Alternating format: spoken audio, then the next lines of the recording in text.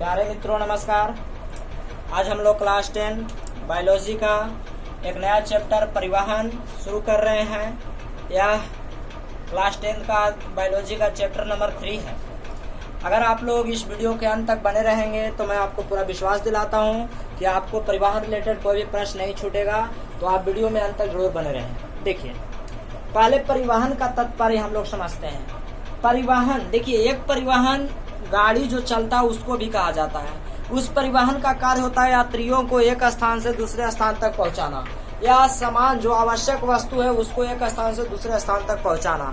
जो जिस वस्तु का जहाँ कार्य है वहाँ ही पहुंचाना का परिवहन किया जाता है, परिवहन कहा जाता है। तो हम लोग आज परिवहन कह रहे हैं, जीवों में कैसा परिवहन होता है उसके बारे में आज जानेंगे। तो कुछ हमने आपके लिए आवश्यक चीजों को लिखा है, उसको पहले समझते हैं। जीवित प्राणियों के महत्वपूर्ण लक्षण। जीवित प्राणियों के महत्वपूर्ण लक्षण शरीर का वृद्धि, कोशिका वृद्धि, श्वसन, ऊर्जा निर्माण, प्रकाश संश्लेषण इत्यादि होता है।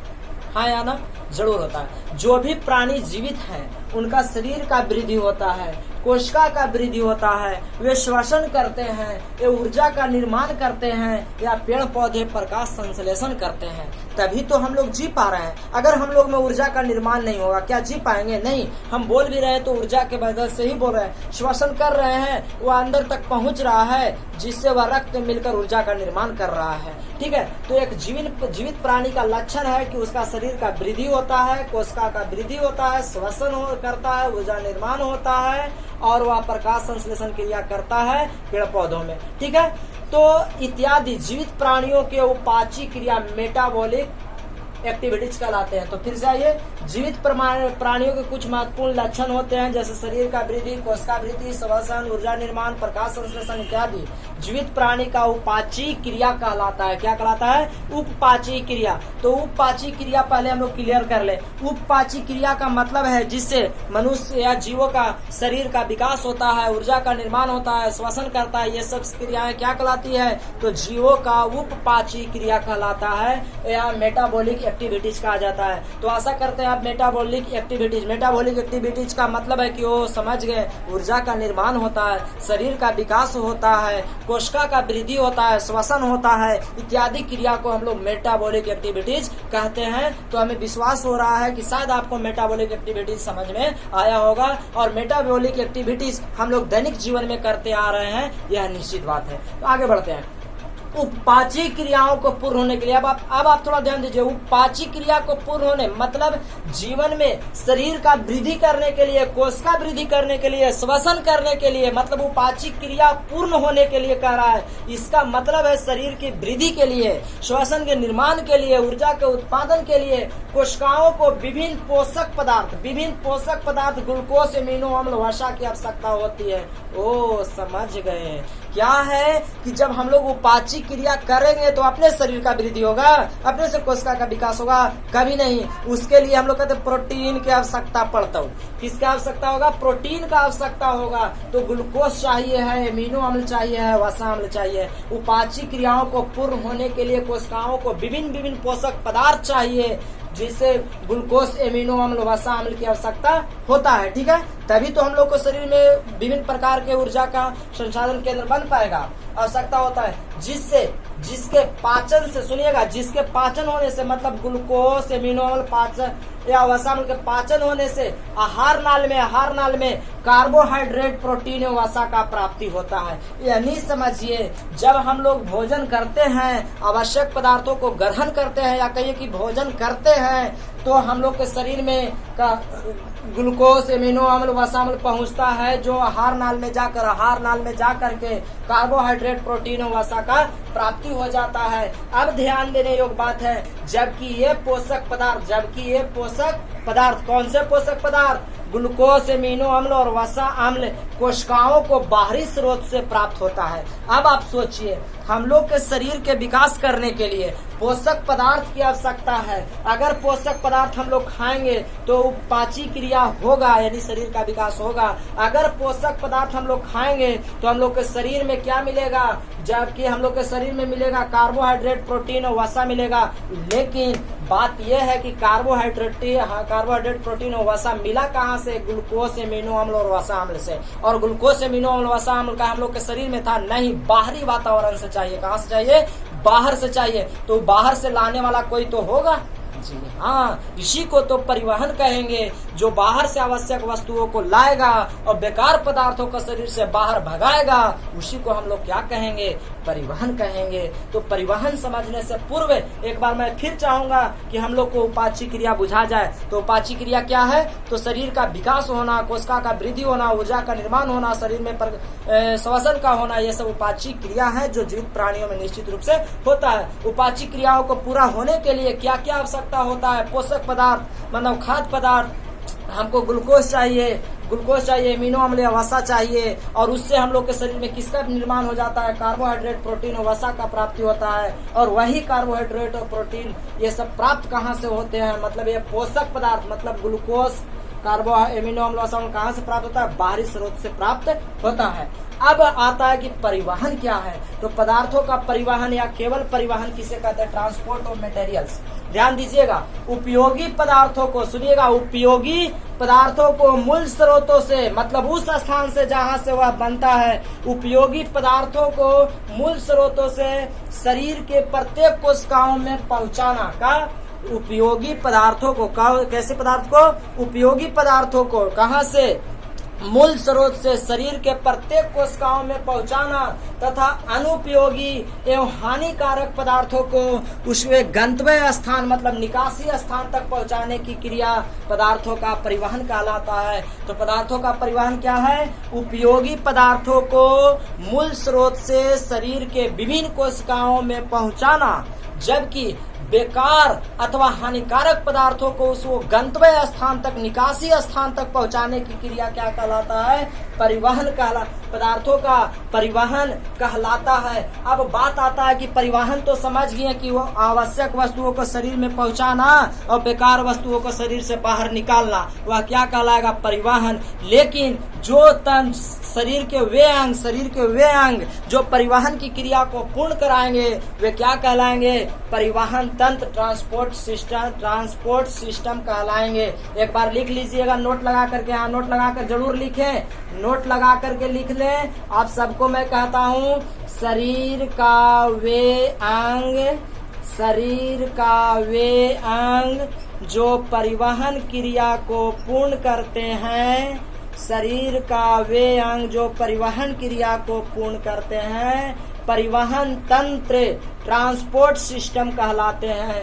शरीर का वे अंग जो परिवहन क्रिया को पूर्ण करते हैं, परिवहन तंत्र यानी ट्रांसपोर्ट सिस्टम कहलाते हैं। तो अब हम लोग आगे बढ़ रहे हैं और देखेंगे कि क्या हम लोग देखेंगे जीवों में परिवहन कैसे होगा, उससे पहले हम लोग देखेंगे पौधों में परिवहन कैसे होगा। तो आप जरूर वीडियो के अंत तक बने रहें, जिससे आपके लिए यह वीडियो बहुत ही लाभदायक हो। और आपसे मेरा एक बहुत गुजारिश है कि आप प्लीज लाइक जरूर करिए। आपको लाइक करने में कुछ नहीं जाता, लेकिन उससे हमें काफी हिम्मत मिलता है। सो रिक्वेस्ट है आपसे कि लाइक जरूर कर दें।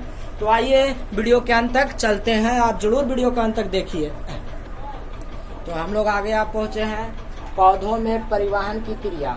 पौधों में परिवहन क्रिया, परिवहन का मतलब हम लोग समझ चुके हैं। आवश्यक पदार्थों को शरीर के विभिन्न कोशिकाओं में पहुंचाया जाता है और अनावश्यक को बाहर निकाला जाता है। ठीक है, यानी बेकार पदार्थों को बाहर निकाला जाता है। तो पहले ध्यान पूर्वक समझिएगा पौधों में परिवहन क्रिया कैसे होता है। एक कोशिकीय पौधा, सुनिएगा, एक कोशिकीय पौधों क्लेमाइडोमोनास, ध्यान दीजिएगा, क्लेमाइडोमोनास एवं यूग्लिना। एक कोशिकीय पौधा क्लेमाइडोमोनास एवं यूग्लिना, ध्यान दीजिए, दो अलग हैं, क्लेमाइडोमोनास एवं यूग्लिना। एवं सरल बहुकोशिकीय जीव शैवाल में परिवहन विसरण क्रिया द्वारा होता है। आप ध्यान पूर्वक समझ लीजिए, एक कोशिकीय जो जीव है मतलब पौधों में जो जीव है क्लेमाइडोमोनास एवं यूग्लिना, और देखिए एक कोशिकीय जीवित जीव है अमीबा एवं पैरामीशिया, वे अलग जीव है, ये पौधे हैं क्या? क्लेमाइडोमोनास एवं यूग्लिना एक कोशिकीय जीव है, जबकि सरल बहुकोशिकीय जीव क्या है? शैवाल है। तो एक कोशिकीय पौधा क्लेमाइडोमोनास एवं यूग्लिना तथा सरल बहुकोशिकीय तथा सरल बहुकोशिकीय जीव शैवाल में परिवहन विसरण क्रिया द्वारा होता है। एक कोशिकीय पौधा क्लेमाइडोमोनास एवं एउग्लिना तथा सरल बहुकोशिकीय जीव मनोपौधा शैवाल में परिवहन विसरण क्रिया द्वारा होता है। तो याद रखिएगा, क्लेमाइडोमोनास एउग्लिना तथा शैवाल में विसरण क्रिया द्वारा परिवहन होता है। ध्यान देंगे आगे। जबकि जटिल पौधों में परिवहन के लिए, ध्यान दीजिए, जटिल पौधे मतलब जो बड़े बड़े पौधे हैं उनमें जटिल पौधों में परिवहन के लिए संवहन ऊतक, ध्यान दीजिए, संवहन ऊतक जड़ से पत्ती तक फैले होते हैं। जबकि जटिल पौधों में परिवहन के लिए संवहन ऊतक जड़ से पत्ती तक फैले होते हैं। जो छोटे एक कोशिकीय पौधा है, एक कोशिकीय पौधा क्लेमाइडोमोनास एउग्लिना तथा सरल बहुकोशिकीय शैवाल, इसमें विसरण क्रिया द्वारा सीधे गैस जाके दूसरा से मिल जाता है। लेकिन जो बहुकोशिकीय मतलब जटिल पौधे हैं उनको में संवहन ऊतक के लिए जड़ से पत्ती तक फैले हुए, परिवहन के लिए क्या फैले हुए हैं? संवहन ऊतक जड़ से पत्ती तक फैले होते हुए हैं, जिन्हें जाइलम तथा फ्लोएम कहा जाता है। जिन्हें क्या क्या कहा जाता है? जाइलम एवं फ्लोएम। याद रखेंगे, जो एक कोशिकीय जीव है उनमें विसरण द्वारा संवहन हो जाता है, लेकिन जटिल बहुकोशिकीय, यहाँ पर लिख सकते हैं आप जटिल बहुकोशिकीय पौधे, ध्यान दीजिए। जबकि जटिल बहुकोशिकीय पौधों में परिवहन के लिए क्या?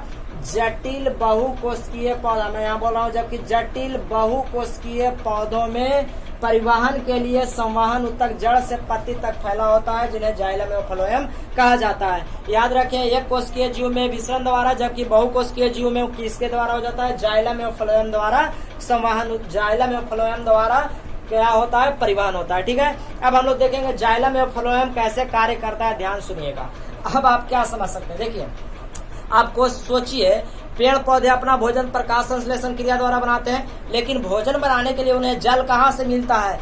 जल उन्हें जड़ से मिलता है, क्योंकि आपको बताया गया कि पेड़ पौधे तो जल का खुद छिड़काव करते हैं। वे जड़ टानते हैं, कहाँ से? सोखते हैं, कहाँ से? जमीन से। ठीक है, तो जड़ टानेगा। ठीक है, तो वही हमने कह रहा है, हम कह रहे हैं पौधे जड़ द्वारा जल एवं खनिज लवणों का अवशोषण करते हैं। अवशोषण करके, ध्यान दीजिएगा, अवशोषण करके, ध्यान दीजिए, पौधे जड़ द्वारा जल एवं खनिज लवणों का अवशोषण करके पत्तियों तक पहुंचाते हैं। पहले आप ध्यान पूर्वक समझेंगे, पौधे जड़ द्वारा जल एवं खनिज लवणों का अवशोषण करके कहाँ तक पहुंचाते हैं? पत्ती तक पहुंचाते हैं।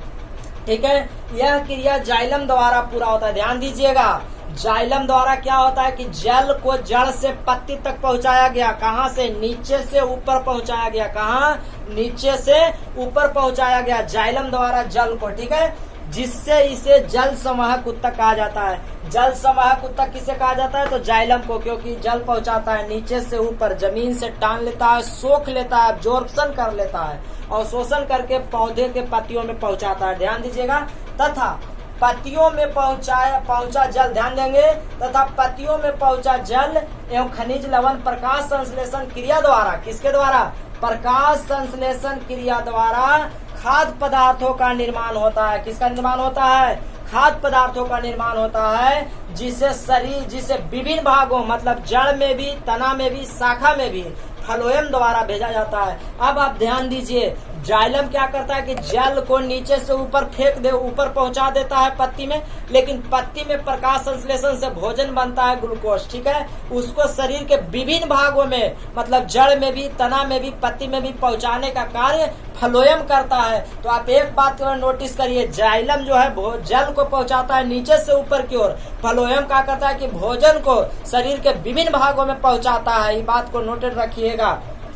खाद्य पदार्थों का निर्माण होता है जिसे विभिन्न भागों में फ्लोएम द्वारा भेज दिया जाता है। इस प्रकार जाइलम एवं फ्लोएम से पौधों में जल एवं खादों का स्थानांतरण होता है। तो पौधों में, जटिल पौधों में जल एवं खनिज लवणों का तथा भोजन पदार्थों का किसके द्वारा स्थानांतरण होता है? तो जाइलम एवं फ्लोएम द्वारा। अब मैं एक बार फिर से चलता हूँ, जाइलम एवं फ्लोएम की क्रिया विधि क्या है? जाइलम जल के द्वारा, जाइलम सुनिएगा, जाइलम क्या करता है? जड़ के द्वारा पौधे जल एवं खनिज लवणों को अवशोषण कर पत्तियों में भेज देते हैं। यह जाइलम द्वारा भेजा जाता है, ठीक है, जिससे जाइलम को जल संवहन ऊतक कहते हैं।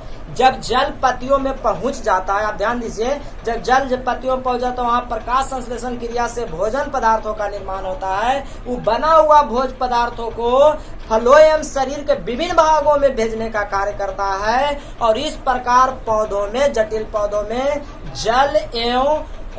जल एवं खाद्य पदार्थों का हस्तांतरण किसके किसके द्वारा होता है? जाइलम एवं फ्लोएम से मिलकर होता है, ठीक है। तो दोनों को संयुक्त रूप से, ध्यान समझिएगा, दोनों को संयुक्त रूप से मतलब जाइलम एवं फ्लोएम को संयुक्त रूप से क्या कहा जाता है? तो संवहन बंडल कहा जाता है। जाइलम एवं फ्लोएम को संयुक्त रूप से क्या कहा जाता है? तो जाइलम एवं फ्लोएम को संयुक्त रूप से संवहन बंडल भी कहा जाता है। तो याद रखिएगा कि संवहन बंडल में कौन कौन शामिल होते हैं? तो संवहन बंडल में जाइलम एवं फ्लोएम दोनों शामिल होते हैं। तो आशा करते हैं कि आपको यह सारी बातें जरूर क्लियर हुआ होगा। तो आप वीडियो में अंत तक बने रहें, जिससे मैं आपको जाइलम और फ्लोएम के कुछ अंतर को समझा पाऊँ। और मैं आज चाहता हूं कि जाइलम फ्लोएम के सारे टॉपिक आज कंप्लीट करा दिया जाए। तो वीडियो में अंत तक आप जरूर बने रहें और आपको कोशिश करते हैं कि जाइलम और फ्लोएम का चित्र भी आपको दिखाया जाए। आप जाइलम एवं फ्लोएम का चित्र एक बार देखिए। जाइलम, इसमें जल का प्रवाह, यह जड़ है और जड़ के द्वारा यह नली, गोलाकार नली बना हुआ है। ध्यानपूर्वक देखिए, नलियां हैं जिसके द्वारा जल ऊपर तक पहुंचता है, ठीक है। जल कहाँ जाता है? ऊपर की ओर, ठीक है। और यहाँ पर देखिए, यह फ्लोएम है। फ्लोएम पेड़ पौधे में ऐसे होता है जिसको से भोजन बनता है और शरीर के विभिन्न भागों में पहुंचा दिया जाता है। तो आप जाइलम और फ्लोएम को जरूर ध्यान में चित्र को रखिए। इसमें गोलाकार नलियां होता है। जाइलम देखिए केवल ऐसे भी बनाया जा सकता है, केवल ऐसे भी बनाया जा सकता है, ठीक है। तो यह जाइलम में गोलाकार नलियां होता है जिसको से जल ऊपर की ओर पहुंचता है और फ्लोएम में खाद्य पदार्थ ऊपर नीचे दोनों की ओर जाता है। तो अब आपके लिए बहुत ही इम्पोर्टेंट VVI प्रश्न है, जाइलम एवं फ्लोएम में अंतर स्पष्ट करें। तो अगर हम लोग देखेंगे जाइलम एवं फ्लोएम में अंतर, जाइलम की कोशिका मृत होता है, फ्लोएम की कोशिका जीवित होता है। यह जल एवं खनिज लवण का संवाहक का ऊतक है। यह जल एवं खनिज लवण संवाहक ऊतक है। बताया गया था कि यह जल और खनिज ऊतक ऊपर की ओर पहुंचाता है। यह खाद्य पदार्थों का स्थानांतरण करता है। अगला, इसमें जल का प्रवाह ऊपर की ओर होता है। इसमें भोज पदार्थों का प्रवाह नीचे, ऊपर नीचे दोनों ओर होता है, मतलब यह शरीर के विभिन्न भागों में कराता है। तो याद रखिए, जाइलम मृत होता है, फ्लोएम जीवित होता है। यह जल को पहुंचाता है, खाद्य पदार्थों को पहुंचाता है। यह जल का प्रवाह ऊपर की ओर करता है। इसमें भोज पदार्थों का प्रवाह ऊपर नीचे दोनों ओर होता है। अब मैं इस वीडियो के माध्यम से आपसे एक सवाल पूछता हूं, तो आप अपना उत्तर हमें कमेंट बॉक्स में जरूर दें। तो आज का हमारा सवाल है, संवहन बंडल में शामिल होते हैं, संवहन बंडल में शामिल होते हैं, संवहन बंडल में, देखिए सवाल मैं पढ़ रहा हूँ, संवहन बंडल में शामिल होते हैं, संवहन बंडल में शामिल होते हैं। Choice A xylem, choice B phloem, choice C दोनों, चॉइस डी कोई नहीं, कोई नहीं। तो आप अपना उत्तर हमें कमेंट बॉक्स में जरूर दें। फिर से सुन लीजिए सवाल, संवहन बंडल में शामिल होता है जाइलम या फ्लोएम या दोनों या कोई नहीं। तो आप जरूर, आपको जाइलम और फ्लोएम को याद रखना चाहिए, इसमें अंतर जरूर याद रखना चाहिए। अगर वीडियो पसंद आए तो लाइक शेयर जरूर कर दे। यदि आप हमारे चैनल पर नए हैं तो चैनल को सब्सक्राइब जरूर करें, ठीक है। आपसे रिक्वेस्ट है कि लाइक करना ना भूले। तब तक के लिए पढ़ते रहिए, खूब जोरों से आगे बढ़ते रहिए। फिर मिलते हैं, तब तक के लिए धन्यवाद।